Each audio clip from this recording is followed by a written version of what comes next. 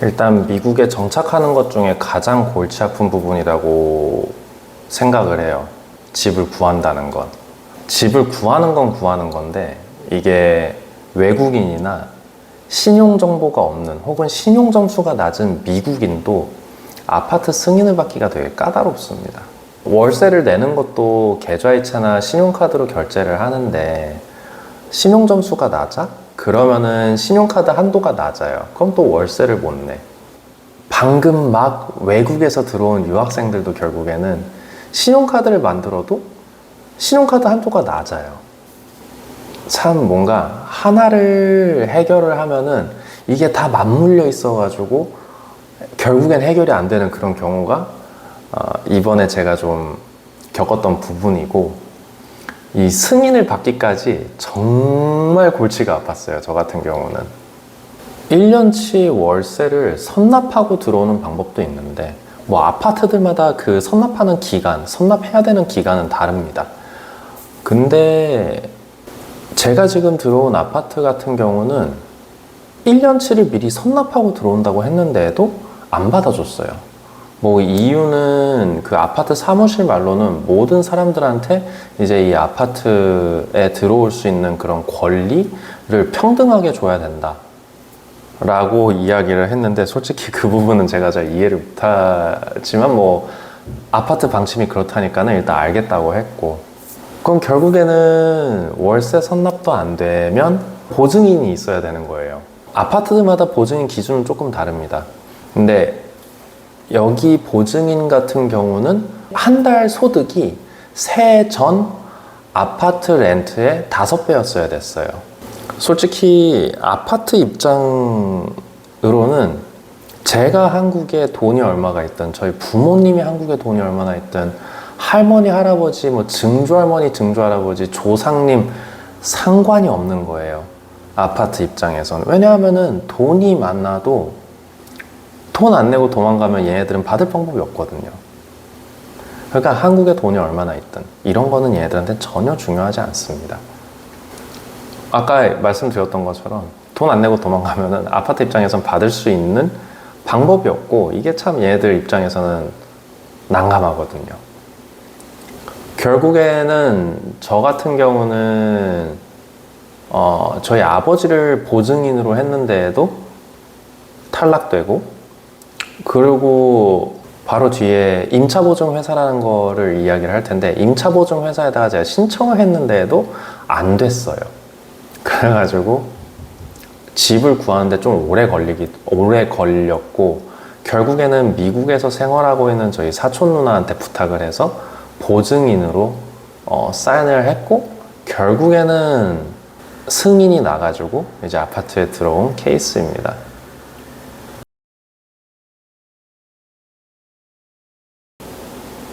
방금 앞서서 이야기했던 그 임차보증회사가 미국에서는 보증을 대신 서주기도 합니다. 이게 미국에서 아파트를 구할 때 신용기록이 부족하거나 소득이 부족한 경우 그 회사에서 일정의 수수료를 받고 대신 보증을 서줍니다. 신청하는 사람들의 신용도나 신용점수에 따라서 그 수수료는 차등 적용이 되기는 하고요. 보통 유학생들 같은 경우는 한 달 월세의 80%에서 많게는 110%, 120%까지 수수료를 받고 보증을 대신 서주기도 해요. 유학생 입장에서 좀 정리를 해서 말씀을 드리자면, 유학생들이 이제 미국에서 아파트를 구할 수 있는 방법. 일단 첫 번째로는 가장 흔한 방법이기는 한데, 몇 개월치 월세를 선납하는 거예요. 보통 아파트에서는 3개월에서 6개월 정도를 선납을 요구하는 경우가 가장 흔하고, 정말 많게는 1년치를 그냥 다 요구하는 아파트들도 있습니다. 그리고 두 번째로는 저처럼 일을 하다가 온 경우가 될 텐데, 소득증빙을 충분히 제출을 하면 돼요. 뭐 은행잔고 증명, 그리고 뭐 최근 3개월치에 대한 급여 명세서, 그리고 저 같은 경우는 이제 비행학교로 온 거니까는 뭐 비행학교 등록증. 그러니까 신용 점수가 없어도 나는 너네 월세를 충분히 낼 수 있어 라는 거를 서류로 충분히 증빙을 하면 승인되는 경우도 있기는 합니다. 뭐 저 같은 경우는 여기 아파트에서는 제가 급여 명세서들을 제출을 안 했어요. 은행 잔고랑 그리고 비행학교 등록증은 냈는데 그래서 아마 탈락이 된 것 같기도 하고요. 그리고 또 다른 방법은 이런 제가 입주한 아파트는 되게 대형 단지예요.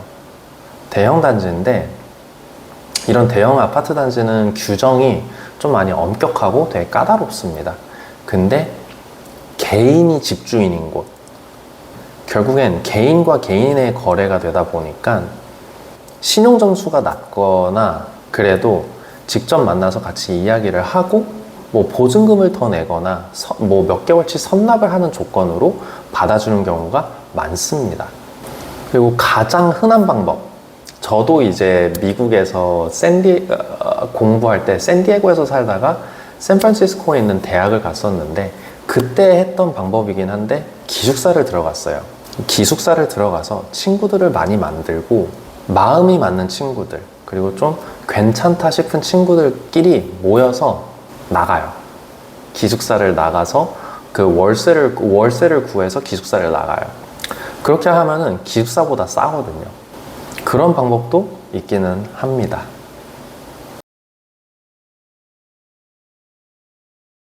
일단 미국 같은 경우는 정말 차가 없으면 생활이 불가능합니다. 진짜 편의점도 못 가고 마트 가서 장도 못 보고 아무것도 못 해요. 꼭 한국에서 면허를 취득하시고 국제면허로 일단 바꿔오시는 것을 추천드립니다. 어느 지역으로 가실지는 모르겠지만 제가 있는 데이토나 비치를 기준으로 말씀드리자면은 여권이랑 한국 면허증이랑 학생 비자나 혹은 이제 취득하신 비자 서류 그리고 소셜 번호, 사회보장 번호라고 하죠. 그리고 거주지 증명서 두 부를 지참하시고 DMV에 가면은 미국 면허로 바꿔줍니다. 이게 플로리다는 한국이랑 운전면허 상호 인정 협정이 체결되어 있어서 면허증을 교환해 주는 거고요. 이게 모든 주가 그렇지는 않으니까 꼭 알아보시고 움직이시는 것을 추천드립니다. 학생 비자를 가지고 오는 경우에도 이 소셜 번호를 받을 수 있는 방법은 있습니다. 이게 학교에서 가장 대표적인 방법인데 학교에서 그 교내 파트타임 근무를 하는 거예요.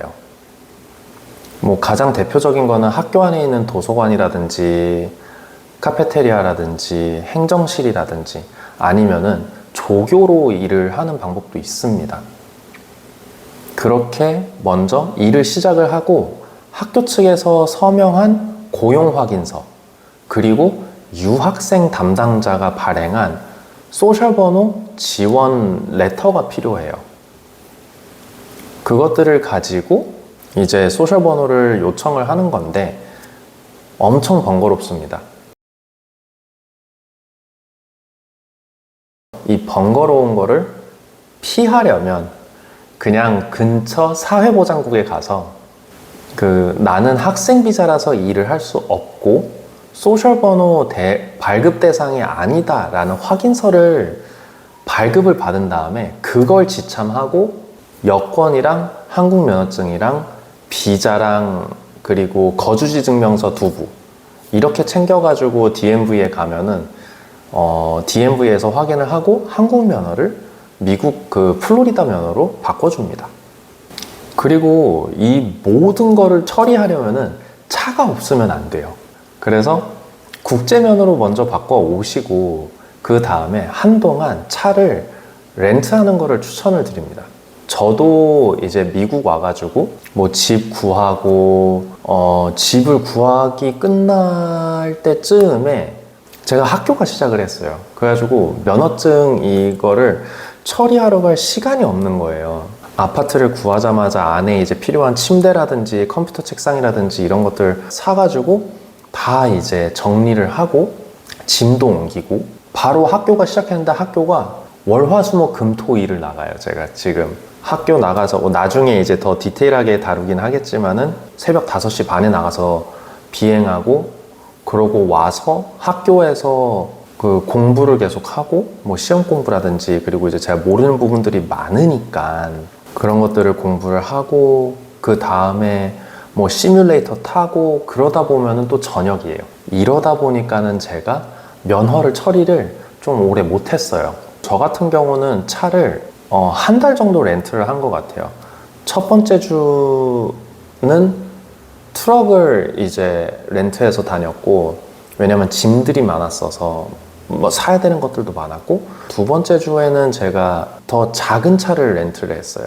그리고 세 번째 주 마지막 주에는 더 작은 차를 렌트를 했어요.